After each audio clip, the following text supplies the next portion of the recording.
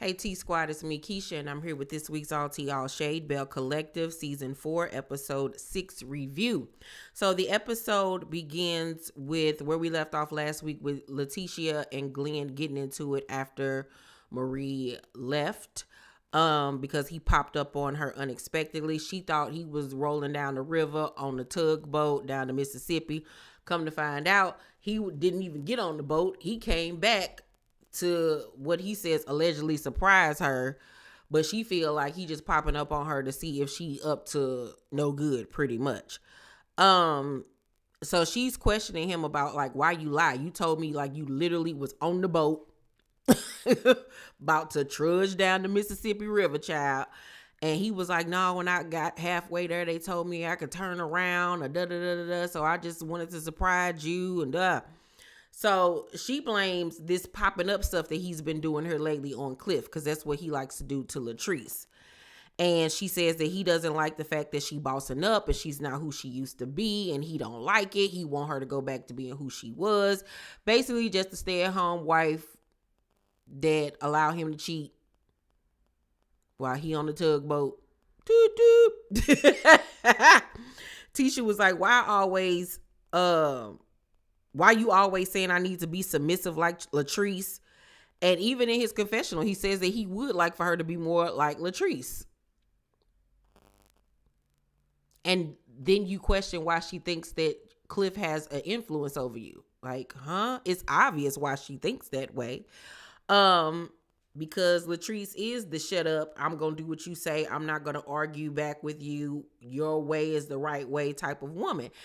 And that's very much the type of relationship that Cliff and Latrice has. So obviously that's the type of relationship you want to have, where you can't ask me no questions. You going to sit there and you going to be quiet. And Letitia will argue back with you. Now, is she really going to do anything about it? No. I mean, we've seen that. So Glenn was like, you don't listen to me. And so she gets upset. She grabs her purse and her disco ball outfit, child, and she storms out the place. He follows her, and she was like, what you want from me? What you want from me? That's what you have not said. What do you want from me?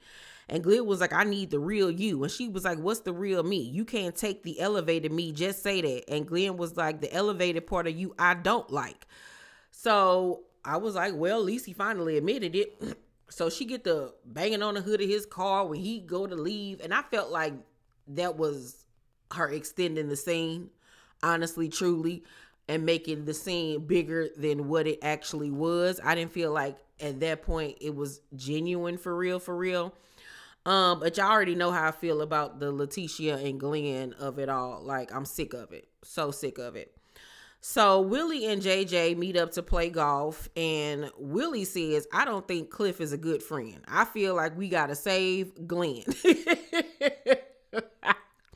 Child, Glenn a grown man. Glenn doing exactly what he want to do. JJ was like, I've been trying to tell you. I have been trying to tell you. So JJ was like, we need to like basically do an intervention. So in order to do that, I'm going to have a 70s themed barbecue, but I'm not going to invite Latrice and Cliff. You already know how that's about to go when they find out about that. And they're going to confront Glenn and try to talk to him, and then they're going to have a rib off, him and Willie, child.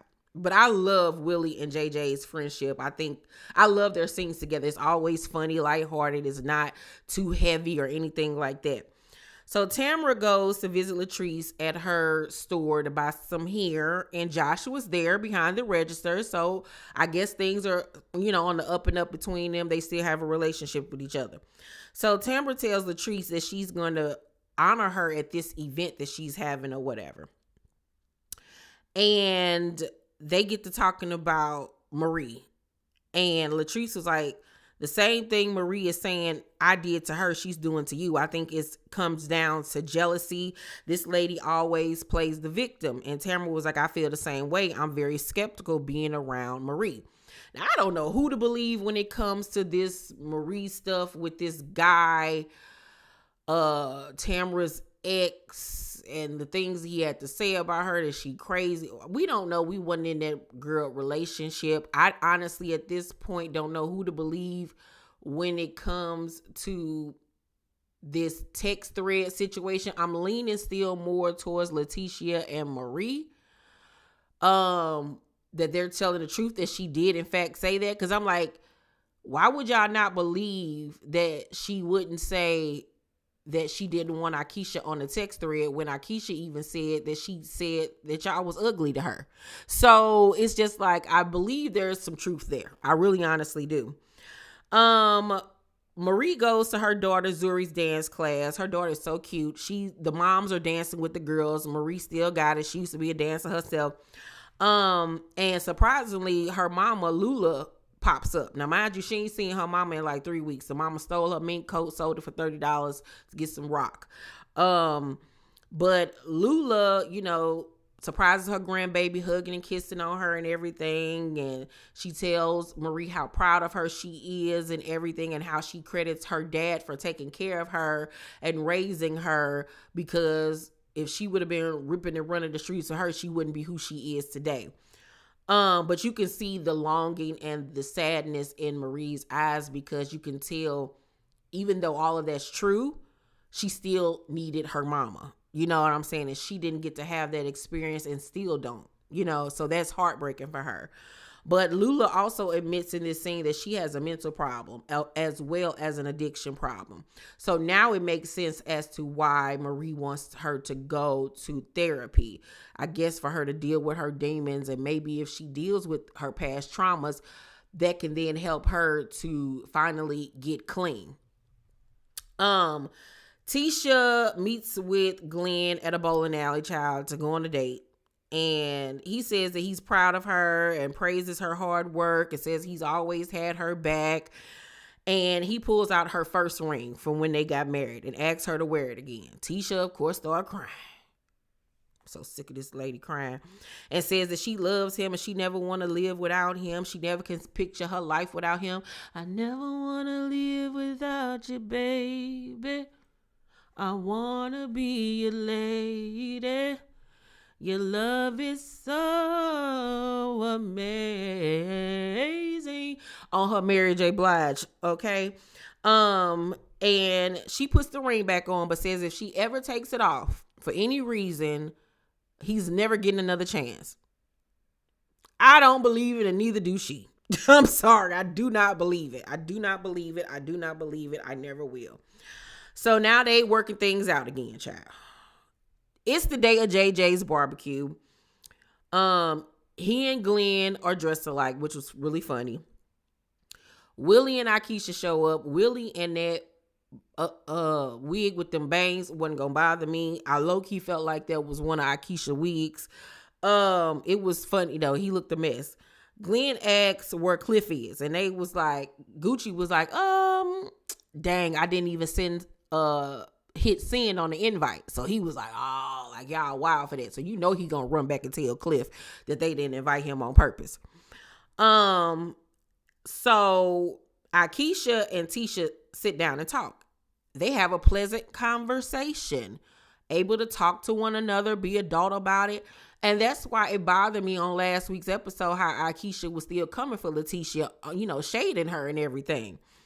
Because if you still feel that way about me and you shading me like that, don't sit up in my face and kiki with me. It comes across fake. But then again, we're on a reality show. They got to talk to each other, I guess. So, Akeisha tells Letitia what Tamra told her about Latrice saying that Letitia came up with the idea to lie and say that Tamra didn't want them to add Akeisha to the group chat to basically oust Tamra or whatever, and to cause problems between her and Akeisha. Letitia denies it and says Tamra did do it. She knows what she did. She and I both know that that's the truth. So Maria arrives and she joins them. And Akeisha was like, we were hoping we could get you and Tamara together and y'all could work things out and you can apologize. And she was like, apologize for what? What exactly am I apologizing for? And she was like, Akeisha was like, well, Letitia apologized to her for meeting up with the guy. And so she looking like, okay, what they got to do with me? And then her confessional, Marie was like, Letitia always want me to apologize to somebody. Why don't she ever ask people to apologize to me?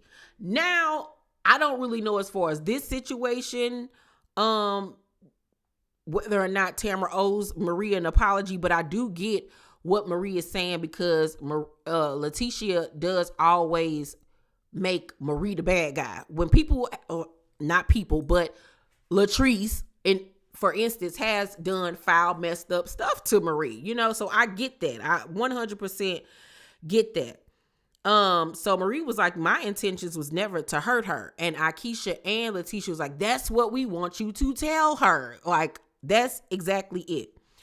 So Tamara ends up arriving. She's covering up belly. Only person that knows still that she's pregnant is Akeisha. So Tisha and Akeisha try to get her to talk to Marie. Both of them are at a standstill, just looking at each other. Neither one of them got nothing to say. Tamara finally says, I'm good. I feel like she showed me who she is. And Marie tries to explain to her that she didn't know that her and the guy dated when they met up with him. And Marie was like, you have a way of manipulating situations. And Letitia then says, yeah, Tamara, you have said things you haven't stood in. You did text me saying you didn't want Akeisha in the group text. Tamara gets up to leave, and they like, you always leaving every time somebody confronts you. And she was like, because I don't have time for this. I can't deal with this issue right now. And Akeisha's trying to keep her calm because she knows the truth that she's pregnant. And I get that, but even before you was pregnant, you still will always get up and leave. And that's not solving anything. You know what I'm saying? So it's basically left on a cliffhanger until next week's episode. And next week's episode, Tamara's going to reveal that she is in fact pregnant to some of her castmates that she invites to the baby shower, gender reveal. I don't know what it is. But yeah, this week's episode was cool. I'm going to give this week's episode a C+. It kept my attention, but it wasn't nothing crazy dramatic going on, But yeah, y'all let me know what y'all thought about the episode down below in the comment section. Make sure to thumbs up this video, like and subscribe, and hit that notification bell button. Don't forget, you guys, this Wednesday and Thursday coming up at 6 p.m. Central Time, I will be dropping my banging, tea-filled, juicy, exclusive, dramatic, shocking, funny interview with Basketball Wives Orlando reality star Danielle. Honey, when I tell y'all, she gave me the tea. And this is coming out of my mouth. I feel like this interview with her is even way juicier than my interview with Kiki. So y'all know how good the Kiki interview was. Do not miss it.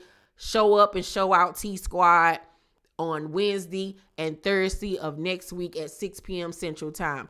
I love you guys so much, and I'll see you on the next video. Bye.